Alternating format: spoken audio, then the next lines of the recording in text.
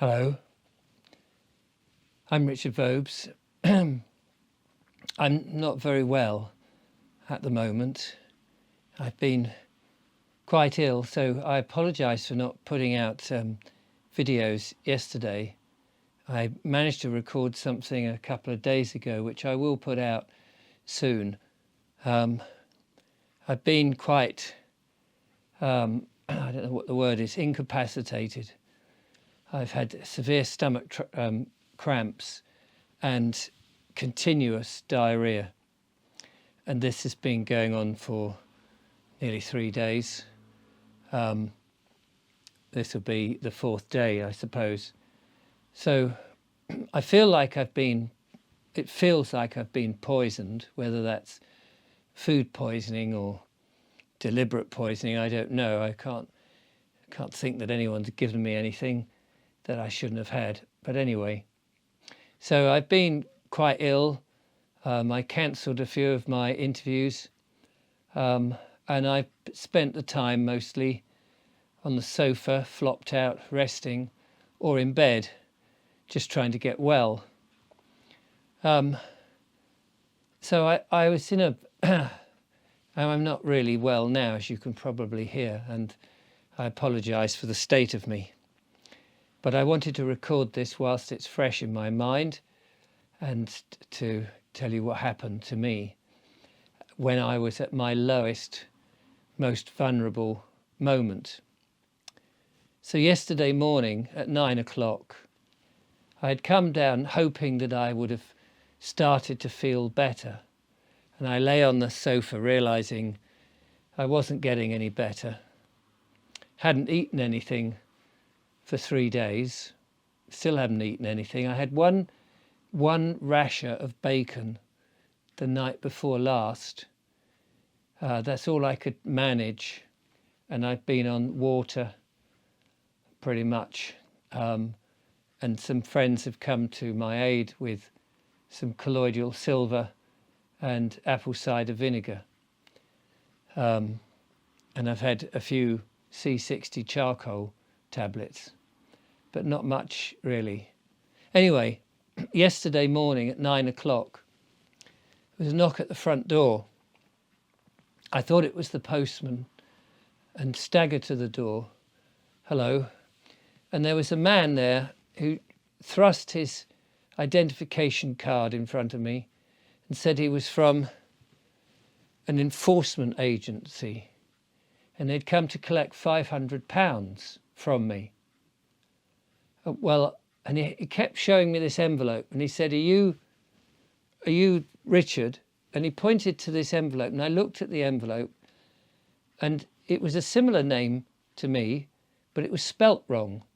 So I said, that name's not me. Plus the fact that, of course, I know about the legal fiction, and the name is not you anyway. I've spoken about it on this channel. So I was making vague statements and not answering anything specifically. And I said, no, that name is not me. So he kept pursuing this line, but I was saying, I don't know who you are. I don't know where you've come from. Who are you? What do you want? So he wanted to give me a letter, which he in the end, he thrust through the letterbox. And I refused to tell him who I was. And I just turned around and shut the door. And I thought, well, that's very strange.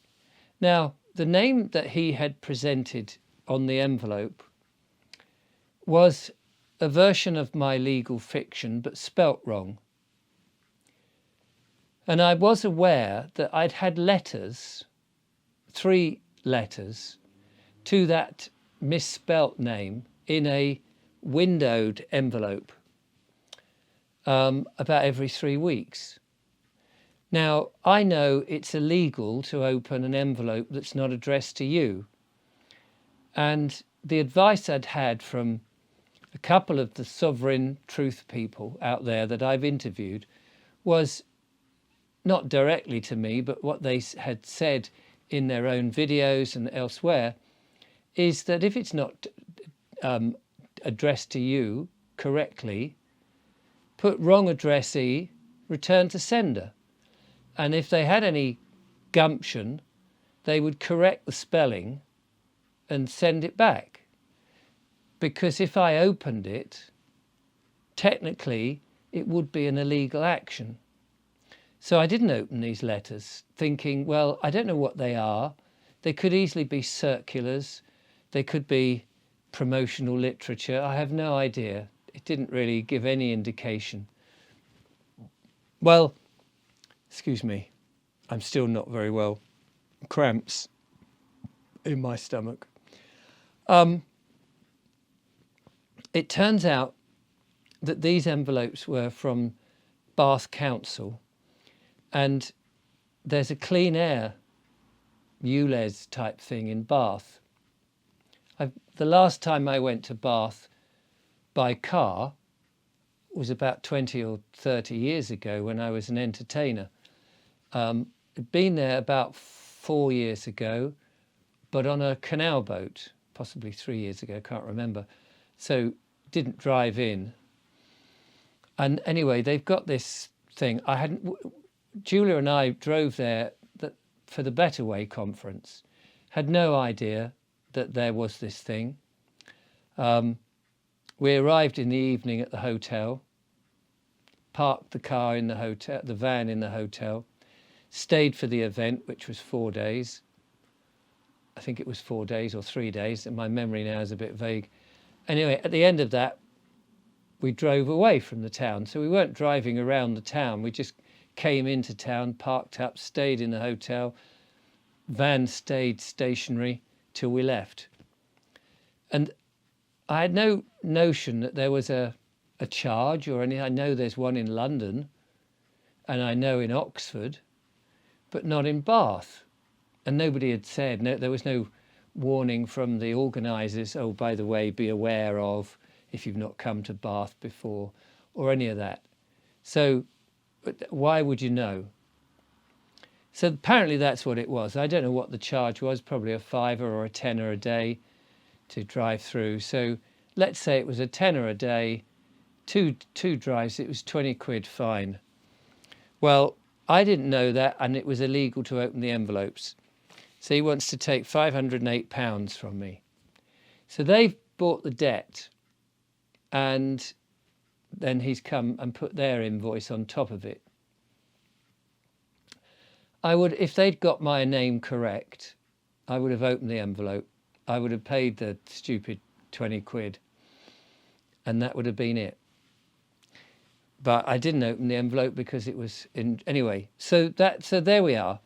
I've shut the door on him, and I get a bit suspicious. So I peer out the window and I see him out the back sniffing around my van. So I go out and see what's going on. He says, I'm taking your van. Have you read the letter? He posted this envelope with this letter in it through the door, but not all the way through. It's still addressed to not me. So I'm still very wary, because I didn't know it was this bill. And I'm very weak, and I'm very confused, and I've got cramps, and I need to go and sit on the bog. And there's this very assertive, very rude, in your face, angry man. He said, well, I'm here to collect. If I don't take the money, I'm taking your van. You're taking my van in exchange for £500? Where's your warrant? Oh, I don't need a warrant. So I got in the van, and he put a clamp on the van, but he didn't lock it. So I got out the van and I pulled his clamp off, and he was very angry, but he didn't put it back on, and he didn't lock it. So I realised that if he was going to do that, he would have done it. I was feeling wretched. He opened, I was talking to him, he snatched my keys from the ignition and put them in his pocket, and he wouldn't give them to me back. There was a workman who was working on some scaffolding at the pub nearby, and I said, excuse me, can you help me please? This gentleman has stolen my keys. well, you know what people are like. They don't want to get involved, do they? So he didn't get involved. Probably wise, but... So he said, I'll give you your keys back if you pay the fine. So I said, I'm not paying the fine. I don't understand. Well, read the letter. I haven't got the letter. He said, I've posted it in your thing. I said, well, it's not addressed to me. The name is not me. That's the problem we have. It's not me. So anyway, I went live on YouTube so I could record this. And I thought somebody somewhere would help.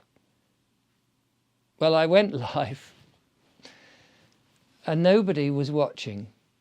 And I thought, that's really weird. I've got 180,000 subscribers and nobody is coming when you most need them. Of course, what I didn't realize, it was recording live, and it was live for about 4 minutes or something. And I just, in the end, I turned it off. I didn't realize I had it set to unlisted so nobody could see it. In my panic and in my confused and ill state, I wasn't thinking very clearly. So then I left a message for one of my contacts. Now, I'm not going to name individuals at this stage because I think that's a bit unfair, but one of the chaps who I've had on the show, I left a message to say, I've got this bailiff chap, he's nicked my keys and he's trying to extract money from me. He rang me back and recorded the audio, and he was helpful by asking me and guiding me what to do, get the warrant card, see the warrant card, which I saw, and I read out the individual's name, the police. Oh, so sorry. So police came, 3 policemen came, taller than me, very scruffy, actually. It's amazing what you think of in the moment. And I thought, my God, look at you. They're like, one of them had almost tracksuit trousers on. Such a thing, are you really policemen? So I did ask them, are you acting as a constable? Are you acting under your oath? And I believe that they said yes, but one of them said, I don't really care. Now, I wasn't filming. My phone was low battery. And I knew that this other chap on the phone was recording the conversation. I was just so ill and feeble. But these policemen were not there to help me. I said to one of the policemen, that chap has stolen my keys. And the policeman just laughed. I said, I'm reporting a theft to you. He says, are you going to pay the fee? Are you going to pay? We advise you to pay it. And I explained again, the name is not me. Anyway, this went on. I was feeling so weak. And I just, in the end, I thought, I can't deal with this. And they were all so intimidating. So I said, oh, okay, I don't care about the money. I mean, it's 500 quid, for God's sake. I was being intimidated and extortion was being pushed on me. And I just said, okay, I'll pay. And at that moment, I knew that this is what happens to other people. So I'm doing this not for sympathy. I'm doing this because this has got to stop. This isn't the end of it, though. He took my phone, you can say luckily or not, the screen doesn't work very well. I get the green flickering screen. There's a method of getting it to work, but you need to know the method of doing it. So the guy said, I'm sending you a link to your phone, and then you pay that. Well, I couldn't get to the link because of the green flickering screen. And I even gave the phone to him. I said, well, you try and get to it. I can't pay you. I can write a check, I said. No, we don't take checks.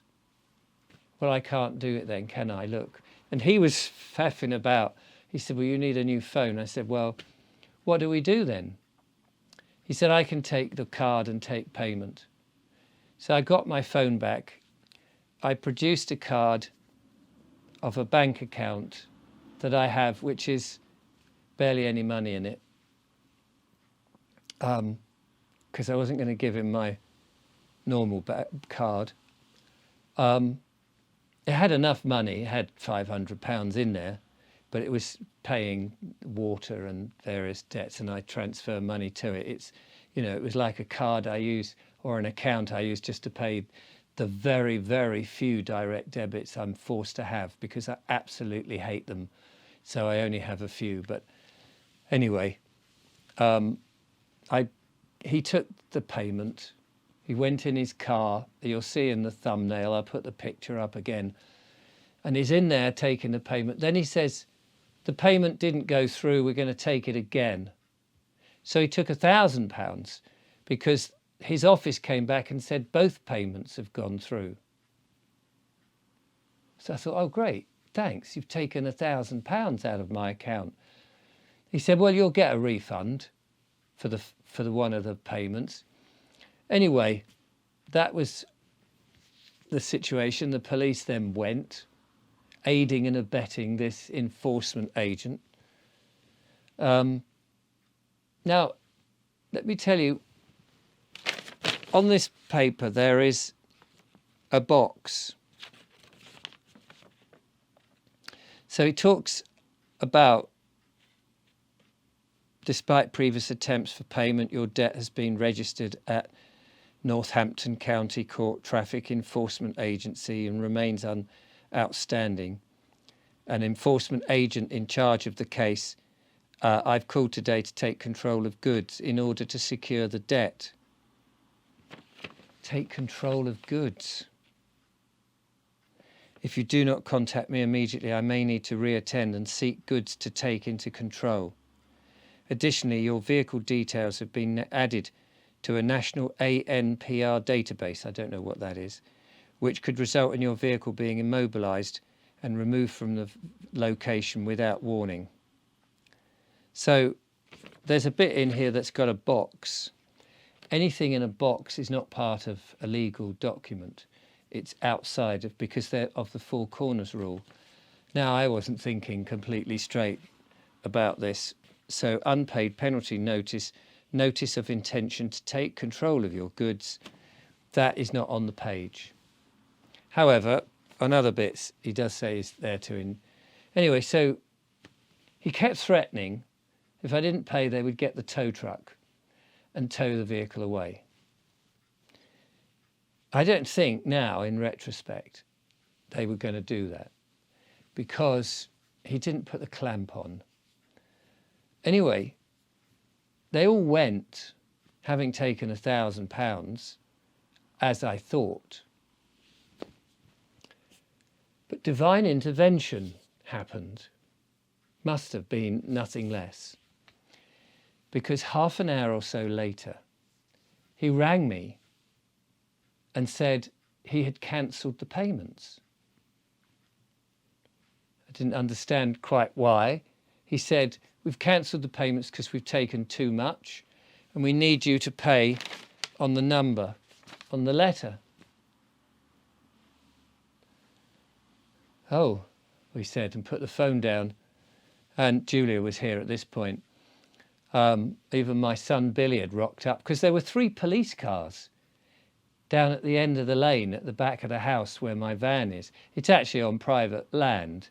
The lane is divided in 2. There's a public thoroughfare, but half the lane where we park is on private land. Now, he doesn't know that, so he couldn't have taken the vehicle anyway, legally, but these people don't act legally. So anyway, by this point, a number of people had come to my assistance, but they didn't all know the legal and lawful stuff. But my son is a bodybuilder, so he turns up. Anyway, by which point I'd already paid this bloody thing. So he rang up and said, we cancelled the payments. Can you pay? Well, I didn't pay. I haven't paid. I've moved the vehicle onto somebody's private driveway away from here. And that's where we are. He rang a couple of times, but I've ignored him. Now, since then, of course, I've spoken to a number of the sovereign people and legal people and lawful people.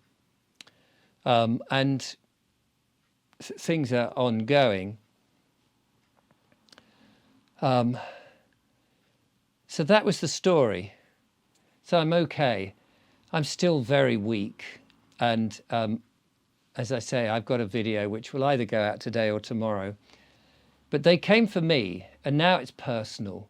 Because they came for me, I now understand, this was a baptism of fire, and sometimes you have to go through these things yourself to understand actually how awful it feels and how wrong it is and how dreadful these police officers, they weren't constables, they weren't acting under common law, they were brutes who were there to support a penal system in which you don't know you're even being charged, with a man approaching somebody, and I was clearly unwell. I said I'm unwell and unable to deal with him. And they are brutish. And now there are people who are vulnerable. I mean, I'm going to get better and I will be back more assertive. And at least I had a smattering of what to say. And I had somebody on the phone who was recording most of the conversation. It did occur to me when I opened the door at the very beginning, I now know, if I'd opened the door at the beginning and had this bloke intimidating me at the door, and I just posted my wallet and my keys back through the door, knowing that Julia was coming over, so I had no identification on me. And then if I just collapsed for all the passers-by in the street to see, and to see this man intimidate, if I just collapsed in front of him, what would he have done then? They would have looked at him and thought either he's hit the bloke or he's caused a heart attack. There's a lot of myocarditis going on at the moment. What would he have done then? If I'd collapsed with the police, they would have to have called an ambulance. They would have had to have stopped the negotiations. Not suggesting that I do that. But when you're vulnerable, so the fight is on now. And now I've seen this and it's personal. We've got to stop this. This is corporate Britain. It's what I've been talking about for the last 8 months on the channel. This is corporate Britain. It is against the men and women of this country. They don't like us. They don't want us. They just want our energy, our working energy, to pay their wretched fines and bills. I now know what it feels like to be on the sharp end. I never want to go through that again.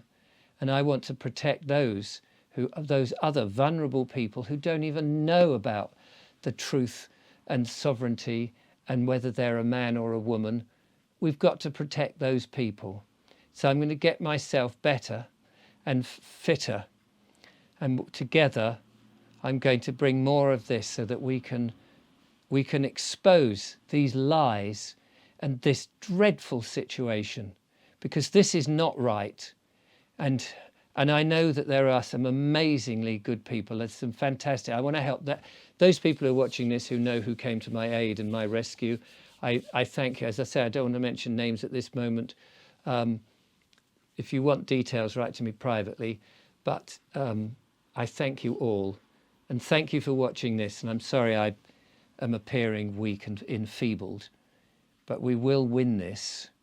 Rest assured, we will win this.